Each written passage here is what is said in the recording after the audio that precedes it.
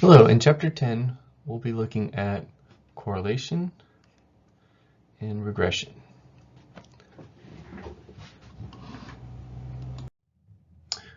So what is correlation?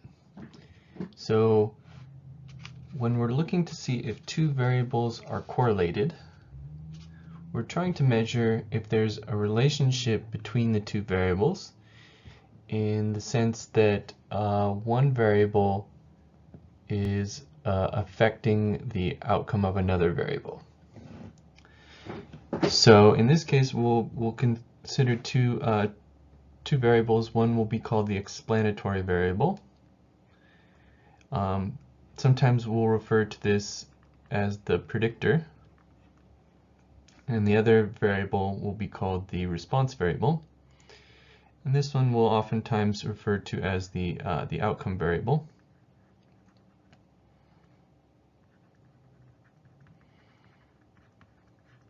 And so the way we can think of this is the input variable, which is the explanatory variable. Sometimes we'll think of this as the independent variable.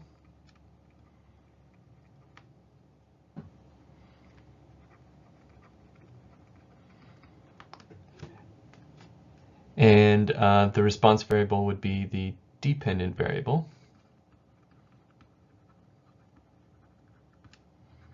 Which, if we remember, that's just saying that we can think of this as like our input variable and this is our output variable. And really the idea here is that the independent variable here can be used to predict or explain the differences in our response variable.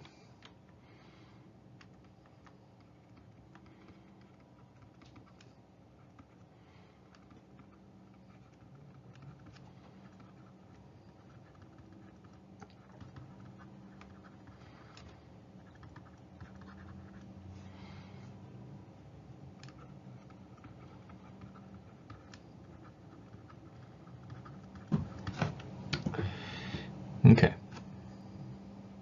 So oftentimes we'll try and think of it this way, that our explanatory variable is usually going to have an effect on the response variable.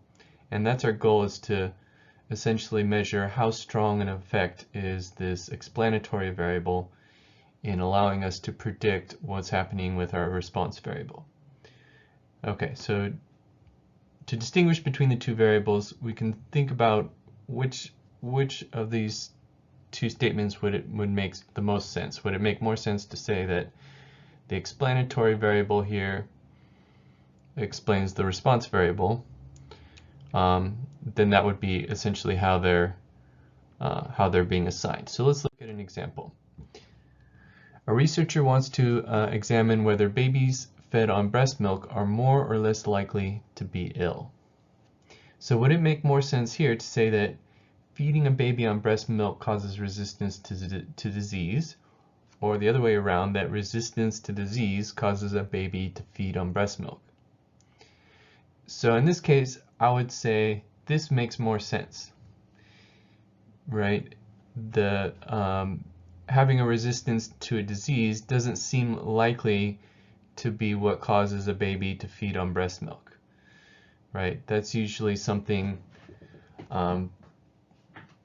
that happens naturally, and whether or not that causes a resistance to the disease could be some outcome that's explained by this variable. Okay, so here the presence or absence of breast milk will be our explanatory variable. And the resistance to the disease would be the response variable.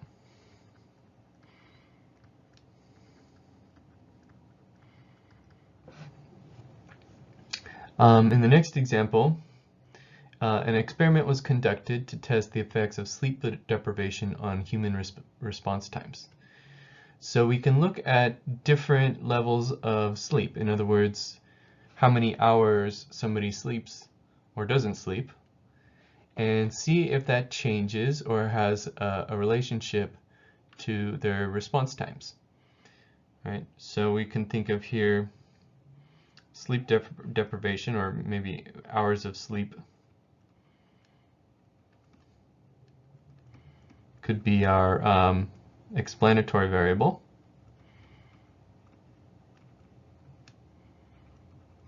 And we want to see if that has an effect on the response times. So of course that will be our response variable.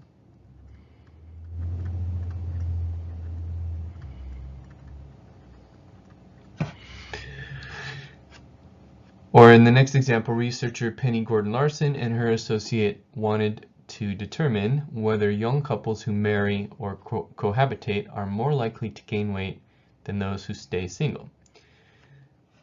So looking at couples who marry or cohabitate compared with those who stay single, that would be our explanatory variable, because we want to see if that has an effect on whether or not somebody gains weight. So we'll look at the gaining the weight here as the response variable.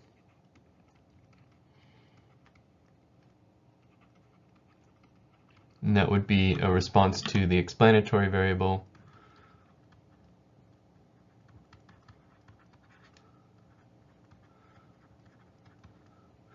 of somebody or of a couple that is married or cohabitates, or